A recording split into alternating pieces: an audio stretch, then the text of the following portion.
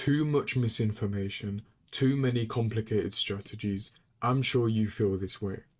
It is so easy to get confused with these concepts and not know how and when to actually trade them, which is why today I've pulled together a model which allows you to trade at one specific time of day. Using this one time to trade will eventually lead to you getting funded. I've personally pulled out 5 figures from prop firms doing this, and you can do so too. You just need to trade at one time during the day. Let's not waste any time and get straight into this. First off, I want to tell you that this time is 9 a.m. New York time. Okay? 9 a.m. New York time, there is a lot of volatility. This is the heart of New York session. I have given this time to my students and they only sit down at the charts 10 minutes before 9 a.m. Okay? They sit down 10 minutes before 9 a.m., get ready to trade, potentially take a trade, withdraw the money and go about their day. They are barely at the charts and they are real students in my mentorship making real money. So today I'm giving you this model. The 9 a.m. time, why does this work? Again, because of the volatility. The algorithm knows what it wants to do, but there are specific times that the algorithm can do so. 9 a.m. is a specific time because there is a big volatility injection in the minutes before and the minutes leading after 9 a.m. Basically, what you are looking for, there are 2 scenarios that can happen at 9 a.m. Okay, you can have a continuation at 9 a.m., which would look like this. The dotted line is 9 a.m. You can have a continuation, or you can have a reversal at 9 a.m. Okay, these are the 2 things that can happen at 9 a.m.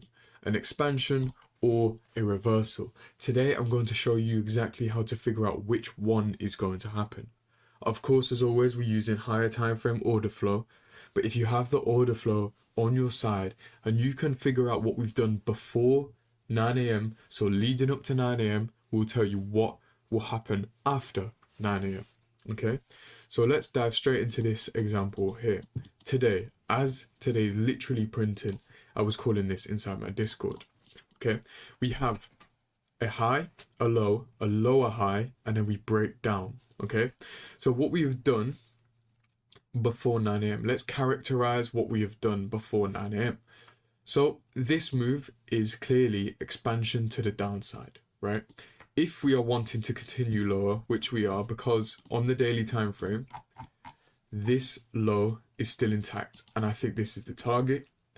I think we trade down to this low. There was lots of resting liquidity below here.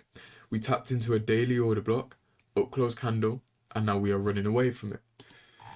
If you head to the 5-minute now, obviously we want price to go lower down here, but we have to decipher what happened before 9 a.m. Before 9 a.m, you can quite clearly see we had expansion to the downside. So we had expansion in the way we want to trade. What is likely to happen now at 9 a.m. is a retracement, okay?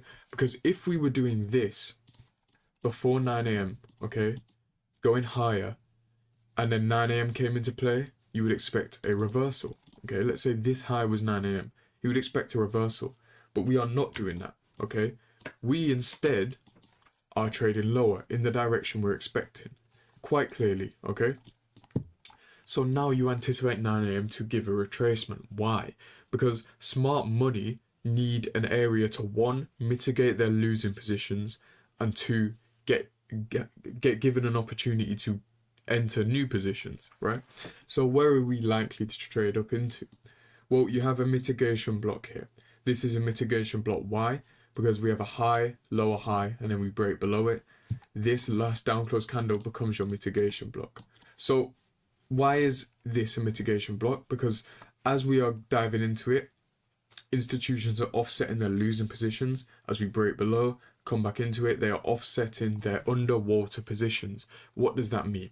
So anyone who is long from, let's say, up here, and now they are underwater, or let's say down here actually, since they are long from down here, and now they are underwater at this point, okay, once we come back into this candle, they are taking out their longs and entering new shorts. That is why it is called mitigation. That is actual mitigation, not what these other people teach. Other people teach this wrong. Okay, real mitigation happens for a reason. Real mitigation has logic behind it. There's narrative. As I just explained, underwater positions are being mitigated here with new short positions. That's what's actually going on. Okay, I can teach you more about this algorithm and what is actually going on behind the scenes. This is more than just candlesticks, right? There is actual logic behind what I'm teaching, and that will come. If we get enough support on the videos I'm dropping and enough new subscribers, that will come. I promise. Nevertheless, 9 a.m, because we've been trading lower, we expect a retracement. So this is an obvious area for retracement. What else is? Well, you have a fair value gap inside here.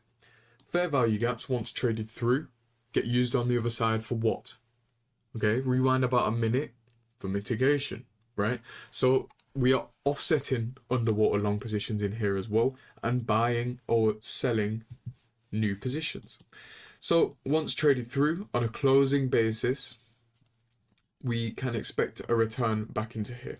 Okay, now you would take an impulse price swing as well. So this impulse price swing here, measure that high to low. 50% is probably around here. We are clearly in a premium as well. You also, if I remove this, have two up close candles before the impulse price swing down, an order block. So we have three confluences there: the fair value gap, the order block, the premium, actually four, and the mitigation block. Okay, then we have 9 a.m, which retraces. We expect this due to swing higher. If we are to go lower, we expect this due to swing higher. You then would enter a position here.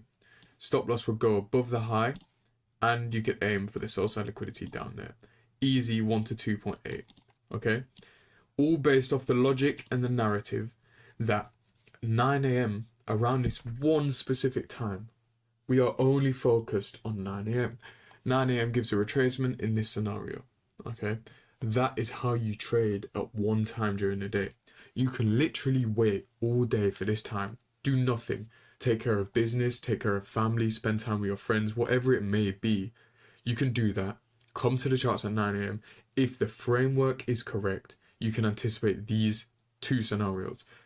With that being said, I will dive into the second scenario of what you may see at this specific time. Quite clearly here, we are on the GBP USD 1 minute chart, but the time frame doesn't matter. We are focused around this one time, 9 a.m, right? Now, we do the exact same thing. Of course, we need a bias. The bias is bearish in this scenario on the daily time frame, okay? We have a fake bottom at 8:30. This was a fake news bottom. So we have a fake bottom down there, which we anticipate to be ran out, okay? Because the fake bottom was given during the news, and because we have a bearish momentum, we have bearish order flow on the daily time frame, we are obviously anticipating this to be a false bottom. Lots of people have stop losses below there. Take your 9 a.m time, okay? Literally 9 a.m on the dot. And remember, we have to work out what we were doing before 9 a.m. This is a range, okay? So we have a consolidation range before 9 a.m. But look what happens. We actually sweep sell side of this range, and then we begin to retrace and we consolidate into 9 a.m. Okay, what we are anticipating now is a continuation of trend. A continuation of trend, why? Because we took out sell side, reversed and started to consolidate. So now we have a fake bottom. Okay, we expect a move straight down from 9 a.m. because we've already retraced. So we retraced high to low, we retraced, okay? So we're in a premium already. Remember in the last example, how we retraced after 9 a.m? This time, we've retraced before 9 a.m. So because we've retraced before 9 a.m, we expect the second scenario to happen after 9 a.m, which is a continuation. You can clearly see we are working inside an order block. An order block which is key because it created just after news. So this order block is key. We are mitigating, or we are absorbing positions inside this order block. I'm waiting for a shift lower. So remember, after 9 a.m, this is the time I'm focused on. I'm looking at this fake bottom down here. I'm waiting for a shift lower. So remember that order block. Look what we have here. Clear an obvious displacement lower. Below where? A short-term low, right? So we rally up and then drop hard. We drop hard because the algorithm is flashing to us that it wants to go lower. So the displacement here is telling us that we are heading lower inside of this order block. So the logic of creating a fake bottom as well, this leads to 9 a.m. being able to continue lower. Okay, remember we are literally using one time here. This is really simple stuff, guys. Okay, you also now, as we work lower, have a breaker. So when we're trading inside this breaker, we are mitigating positions again. What I explained earlier is literally happening inside these charts. We then, as we get even further down, create another fair value gap. Any fair value gap after this should be a sell. So we are selling here, selling here, selling here. Another fair value gap, like I said, sell. Okay, so there are about 4 positions here that you can get in before eventually we run out the lows over here. We consolidate into close and then eventually tap the low. But nevertheless, you would be partialing as we drop. Every time we drop below a short-term low, we partial. Regardless, all of this, 4 entries you got given here, 4 entries based off of one time. What we do before the time is key, and it tells you exactly what is going to happen after that time. So remember our 2 scenarios. If we retrace before 9 a.m., expect 9 a.m. to expand lower or higher. If we retrace, if we expand before 9 a.m., expect 9 a.m. to retrace and then continue lower or higher. Those are the 2 scenarios.